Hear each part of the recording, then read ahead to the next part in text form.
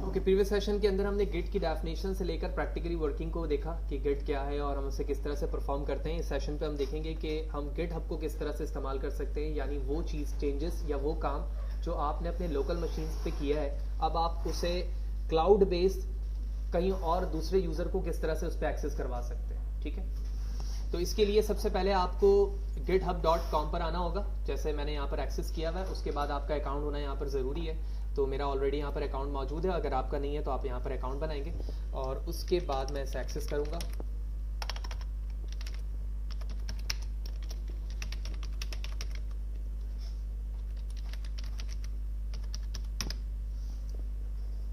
Okay, तो मैं login हो चुका हूँ। यहाँ पर लॉगिन होने के बाद यहाँ लिखा हुआ है न्यू रिपोजिटरी। तो जो रिपोजिटरी आपने लोकल मशीन पे जिस तरह से क्रिएट की थी, अब आप वही रिपोजिटरी यहाँ पर ऑनलाइन भी अपने आईडी के अंदर क्रिएट कर सकते हो। तो मैंने न्यू रिपोजिटरी पे क्लिक किया और इसका नाम रखा गिट वर्कशॉप। ओके, ये लिखने के बाद आप यहाँ पर डिस्क्रिप्शन देख रहे हो, आप अपने रिपोजिटरी से रिलेटेड डिस्क्रिप्शन भी बता सकते हो। ठीक है, तो कुछ डिस्क्रिप्शन पे लिख देता हूँ।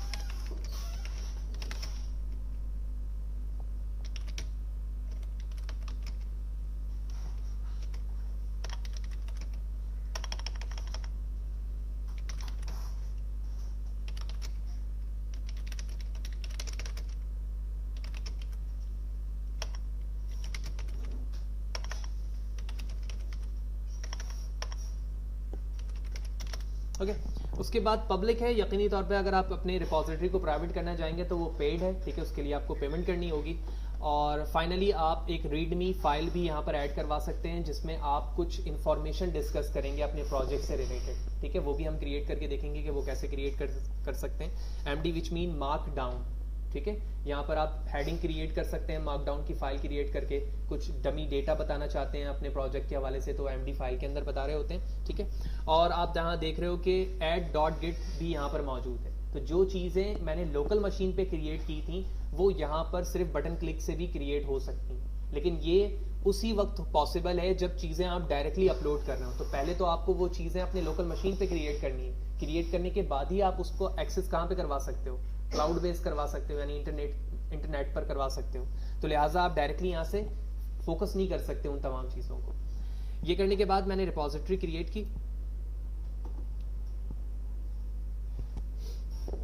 अब यहाँ पर कुछ स्टेटमेंट और इंस्ट्रक्शन लिखा हुआ है, तो इन इंस्ट्रक्शन को हम फॉलो करते हैं और ये चीज़ देखते हैं कि हम किस तरह से रिमोटली डेटा को अपलोड करवा सकते हैं। यानी जो फाइल इस वक्त मेरे डेस्कटॉप पे मौजूद है, मैं इन तमाम डेटा को अपलोड करवाना चाहता हूँ गिटहब पे।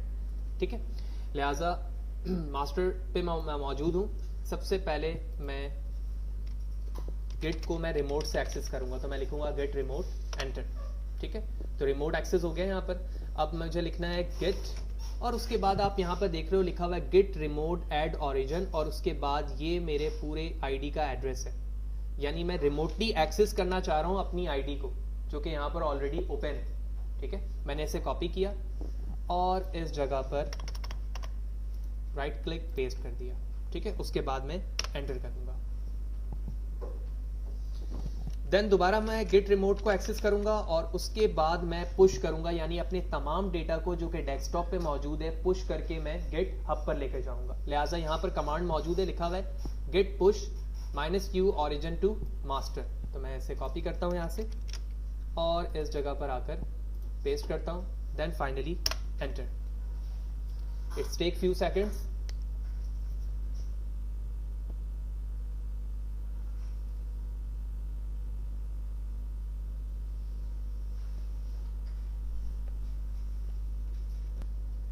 ओके, तो it's time to log in again, क्योंकि आप अपने डेटा को गिटहब पर लेकर जा रहे हो। तो जिस आईडी से मैं लॉगिन हुआ था उसी आईडी को मैं यहाँ पर दोबारा लिखूंगा।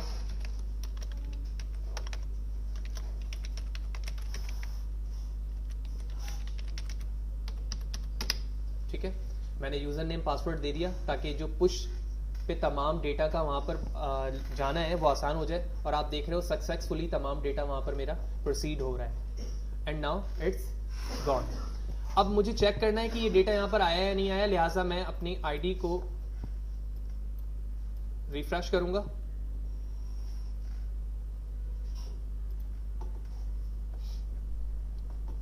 और आप देख रहे हो कि वो तमाम फाइल जो कि मेरी यहां पर मौजूद है अब आप यहां पर एक्सेस कर सकते हो। ठीक है, वो तमाम फाइल यहां पर आ चुकी है, जितने फोल्डर्स मैंने बनाए थे वो तमाम चीजें यहां पर आ चुकी हैं। अब मैं दोबारा अगर यहां पे लिखता हूं git push, ठीक है, और उसके बाद एंटर प्रेस करता हूं, तो ये दोबारा चेक करेगा कि कोई चेंजेस तो तुमने अपने फोल्डर में नहीं की है, जिस चेंजेस करने के बाद उन चीज को तुम दोबारा पुश कराना चाह रहे हो। तो जैसे मैंने किया तो लिखा आ रहा है एवरीथिंग अप टू डेट, तमाम चीजें अप टू डेट हो चुकी हैं, जो चेंजेस तुमने यहां पर की हैं वो दोबारा पुश आप दोबारा करवा सकते हो। इसके बाद क्लोन की बारी आती है। क्लोन क्या चीज है? फॉर एग्जाम्पल अब मुझे यहां से तमाम डेटा दोबारा अपनी लोकल मशीन पे चाहिए। ठीक है, इसके लिए मैं क्या करता हूं, इसे मिनिमाइज करता हूं और साथ ही साथ इसे भी मिनिमाइज करता हूं और एक और फोल्डर क्रिएट करता हूं। कंट्रोल शिफ्ट एन प्रेस करूंगा और इसका नाम रखता हूं कॉपी या फिर क्लोन फोल्डर। ठीक है, जो कि इस वक्त एम्प्टी है। अब यहां रहते हुए यहां पर भी मुझे क्या ओपन करना है, गेट बैश, तो वो यहां से गेट को एक्सेस करेगा। सिर्फ वो जो ऑलरेडी ओपन है वो उस फोल्डर के लिए रिजर्व्ड है। अब यहां पर आने के बाद मैं लिखूंगा गेट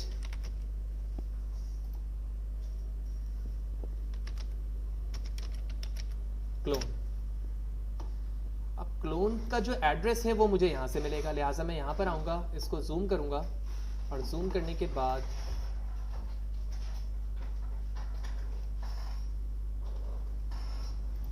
मैं गेट वर्कशॉप के इस फोल्डर को एक्सेस करूंगा जिस पे मेरा तमाम डेटा मौजूद है इस वक्त, जिसे मैंने पुश किया है।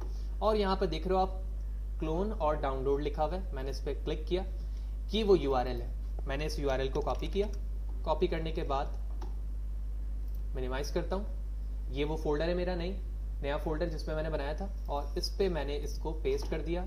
And now I am going to enter cloning into, और आप देख रहे हो कि बिहाइंड वो फोल्डर इस फोल्डर के अंदर एक्सेस होना शुरू हो चुका है।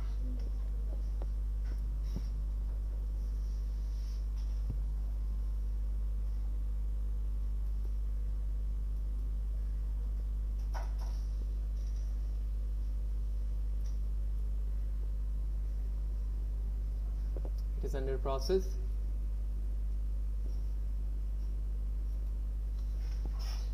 And now it's done. और अब इस फोल्डर के अंदर जाएं आप और इसमें आपको वो तमाम फाइल मिल जाएंगी जो रिपोजिटरी में इस वक्त मौजूद है। तो सबसे पहले हमने ये देखा गिट हम अपनी मशीन पे डाउनलोड कैसे करेंगे, उस पर काम कैसे करेंगे, फिर उसके बाद उसे अपलोड कैसे करेंगे, अपलोड करने के बाद अगर ऑलरेडी अपलोड है तो अपनी लोकल मशीन पे कैसे ला सकते हैं। ठीक है, अब मुझे अपने इस गिटहब पे रहते हुए ये देखना है कि अगर गिटहब की किसी मशीन पे कहीं पर दूसरा फोल्डर मौजूद है, यानी किसी के और के अकाउंट पर एक रिपोजिटरी मौजूद है, मैं उसे कैसे एक्सेस कर सकता हूँ। ठीक है, तो फॉर एग्जांपल मैं यहाँ पर आता हूँ और लिखता हूँ, हम डायरेक्टली कोशिश करते हैं यहाँ से किसी के अकाउंट को एक्सेस करने की। तो मैं यहाँ पर आता हूँ, हम लिखते हैं गिट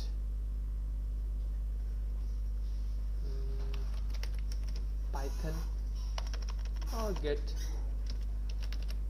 डेटा साइंस फाइल।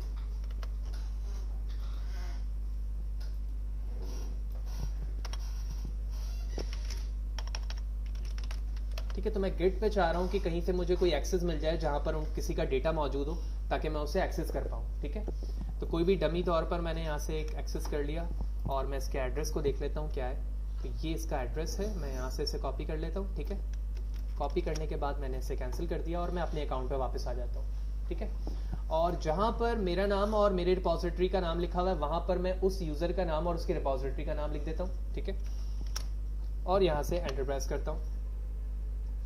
तो आप देख रहे हो कि मैं उसके फोल्डर में आ चुका हूँ। अब यहाँ से तीसरा वर्ड शुरू होता है जिसको हम कहते हैं फॉर्क, FORK। ये यहाँ पर लिखा हुआ फॉर्क। फॉर्क क्या करता है, ये आप जब मैं होवर कर रहा हूं तो आप देख रहे हो fork your own copy of. ठीक है, यानी ये क्या कर रहा है, आपके पूरे फोल्डर की कॉपी बना रहा है जो कि ऑलरेडी किसी और के अकाउंट पे मौजूद है और आपको उसका एक्सेस दे देता है। उसके बाद आपकी मर्जी है कि आप उसमें मॉडिफिकेशन करके दोबारा उसे पुल भी करवा सकते हैं। ये पुल यहाँ पर लिखा हुआ होगा, ये रहा पुल रिक्वेस्ट, ठीक है। यानी मैंने पहले फाइल ली, उसमें मॉडिफिकेशन की, उसके बाद जब मैं पुल करूंगा तो मैं दोबारा उसे सेंड भी कर सकता हूं यहां से। तो पहले तो मैं फॉर्क यूज करना देखता हूं। मैंने फॉर्क पे क्लिक किया तो ये इन प्रोसेस है, यानी पूरे फोल्डर को, ये इस पूरे रिपोजिटरी को मेरे अकाउंट पर एक्सेस करवा रहा है, ठीक है। ये तमाम चीजें हो चुकी हैं। इसका नाम है कुकी कटर डेटा साइंस, ठीक है। और ये तमाम डेटा यहाँ पर आ चुका है। अब मैं एक्सेस करता हूँ, यहाँ पर देखो तो ये मेरे फोल्डर का नाम है, अब फहद हुसैन लिखा हुआ है। पहले यहाँ पर उस यूजर का नाम लिखा हुआ था। अब मैं इन तमाम को एक्सेस कर सकता हूँ जो यहाँ पर फाइल मौजूद है।